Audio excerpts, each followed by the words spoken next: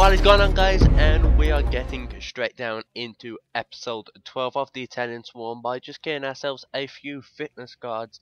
As we've within the past 3 to 6 games, we haven't really been focusing, well, I haven't been checking out the fitness of individual players. I've just been applying some squad fitnesses. So I just thought I'd go ahead and get myself 3 player training fitness cards just to keep some individual players fit. And once we've done that, we came up against this 4-goal team with a bronze and a silver player in the team as well, but they were not a challenge as Insigne on the first minute getting forward, but he could not finish that. But 8 minutes later, his power taken away from his opposition, and the near post finish, which on FIFA is getting much more easier to do.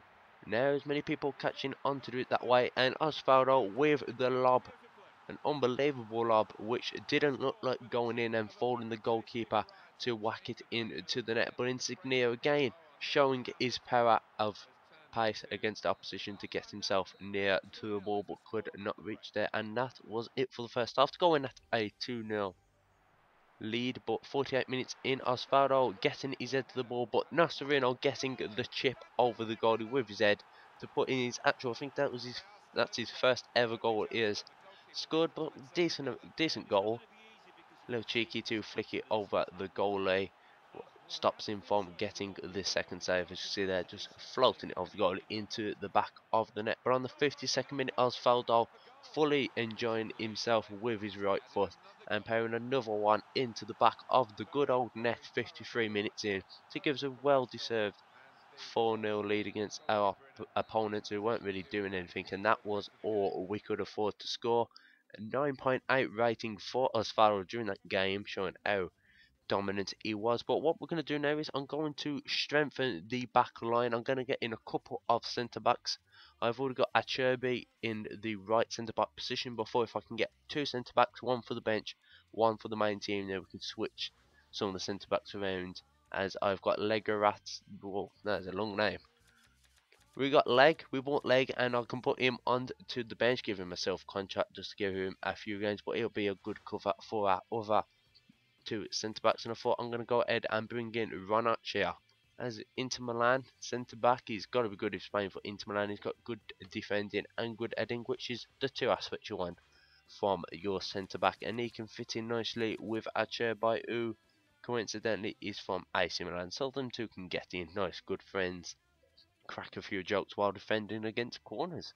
But I thought once we've done this, we're just going to apply some training cards, and I've got all those training cards. Pace, passing the 4, put Aquilini's passing up to 92, why not, and give Insigne plus 15 pace, which will take his pace astonishingly up to 99, and it much was needed against the next 4-star team came up. It was a bit of a pick and mix team, but 70 chemistry, it's always better to have 99. As you can see throughout the game, we were better, but they actually started better on 17 minutes, getting the ball around the goalie but not being able to finish it that easily.